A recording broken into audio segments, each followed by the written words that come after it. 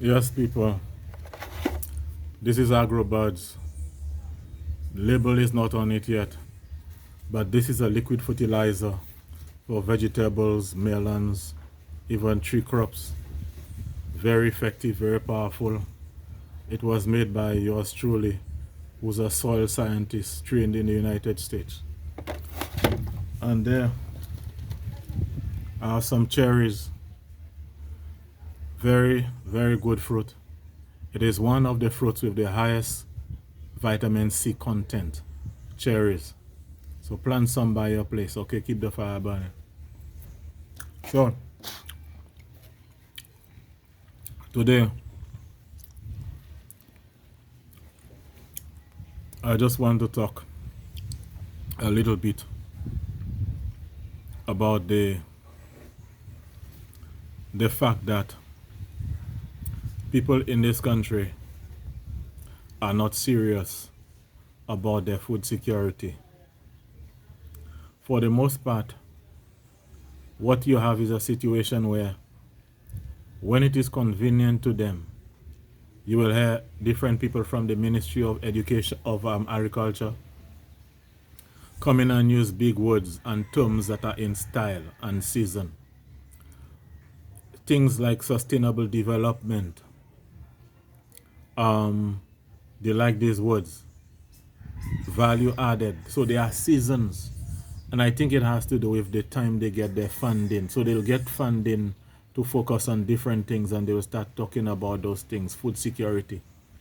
It is something that they speak with their mouths, but their hearts are not into those things. For the most part, the politicians in St. Lucia are not concerned about food security. They will talk about it. It is something that they do as a political gimmick, as a political game, as a dramatization, as an act. But they don't really they're not really concerned about that. Because when you really look at it fundamentally, a lot of the people, there are people who import a lot of the things that we can produce in the country. And so these are the same people sometimes who fund their political campaigns. And it is not an urgency for them. It is not urgent for them. It is not very important for them to kind of push agricultural production in a meaningful way in the country. They will speak about it, but for the most part, it is not something that they're going to sit with that it is done. Because what you have now is you have competing entities competing for the food market in this country. Everybody have to eat. Most times in this country, people eat 3 times a day, and it is a big business. There are farmers who have done well in the and are doing well in the tourism, in the agriculture thing. And there are people who are very serious about getting deeper and more involved in agriculture. But what you have observed is they are being frustrated even by the political elites that you have there. There was one time I went to a meeting a long time ago, and there was a guy who was responsible for marketing of agricultural produce for the government.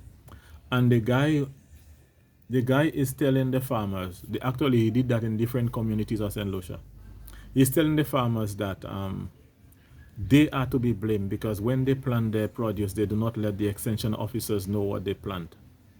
So it's almost like the blame is always on the farmer. And the thing is, that makes absolutely no sense, because if it is a situation where if you pay an extension officers, the extension officer's job is to go to the farms to see what is going on. And if he goes to the farm, he's going to see that this guy planted 2,000 tomato plants. This one planted X amount of watermelons and all of that. So they're supposed to be getting that data and coordinating it and knowing that, okay, we have X amount of 100 or 1,000 pounds of this and that in this country. So then we do not need to import it. But what happened is they will blame the farmers. They will behave like they do not know, and they sign up for everybody to import those same things that the farmers are producing. And so they, with their whole agriculture thing, they are affecting the farmers directly. So there are many times you will see, like certain times, tomatoes coming, like you might get a whole big bag of tomatoes for $5 because there is no coordination of what is produced and what is being imported. And the thing is, the reason why these things are happening, it is because of two reasons. Number one, the farmers are not serious. The farmers have placed their political parties ahead of their own financial gains. In other countries, people will go for the bottom line. But I've seen farmers who are being squeezed by certain regimes and they refuse to speak because their political party is in power. So the farmers themselves are the reasons, some of these farmers are the reasons why people take them for granted. The political elites take them for granted because they realize that them fellas, no matter what we do, we can squeeze them, we can mess up their agriculture and they will still vote for us. And the thing is that the guys have loyalty towards the rich people who give them all these hundreds of thousands of dollars for the campaign. So at the end of the day, what you get? You get a situation where the farmers are producing things can't sell because there's a glut on the market because man bring their container of thing from Miami. Farmers can't sell. You understand?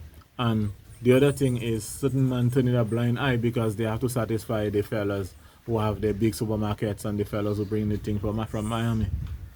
So at the end of the day, we have this kind of dynamics taking place there. And millions of dollars are being made. Now the millions of dollars are being made and a lot of the farmers are not getting anything from it. The other reason why a lot of these government elite fellas are not serious is the allocation of land for farming. The same ones who will say like they push in agriculture, they want agriculture to production to increase. They are the ones who are fighting against agricultural production. We have situations where in places like Denver Valley, there are a lot of lands there. These same Ranjo farm lands and all of that. The government have big interest in it. So what happened is agreements were made where farmers were supposed to lease them lands, and they were supposed to pay a certain amount of money when they sell bananas and all of that. But what we have now, and even there are also lands under different thing, the NDC lands. What we see happening is there are lands, farmlands, where certain guys were on these lands. By virtue of the political parties that they were supporting, they were allowed to use these lands. And these lands have been abandoned, and some of them are very close to the road, and they will plant nothing, they will do nothing with it. And so when people start complaining about that, they will go and spray the grass and let the whole thing go on again. So for years, some of those lands, prime agricultural land, nothing is happening to it. And so what happened is all of these acres, hundreds of acres probably of land are not being farmed. And there are people, very good and serious farmers who need land to farm. And they do not see the need to get rid of these people and give serious farmers and serious people to take over those lands. Reason why they're not doing it is because they do not want to lose political support. And the other thing is, for the most part, it is poor people that are involved in farming. People who are not rich. People who are not rich, they are the ones, for the most part, that are involved in farming. So these people see it as, the political elite see it as, it is not really a big concern for them to really get into supporting those people. And there's that thing too, where I believe that there's that thing where some people just believe that the farmers are people that they can just take advantage of, and no matter what we do, the men will still support us. These people cannot think or whatever, and so let's not even worry about them fellas. That is some of the mentality that they have. And I was just basically just dropping a few lines based on what I see. But agriculture is very important. And one of these days, when the boats are not able to come from Miami with the fruits and the vegetables and the food and the rice, one of these days when the boats are not going to come in, we saw what happened during the last plague. That is when you're going to see the value of what we were talking about all along. Keep the fire burning.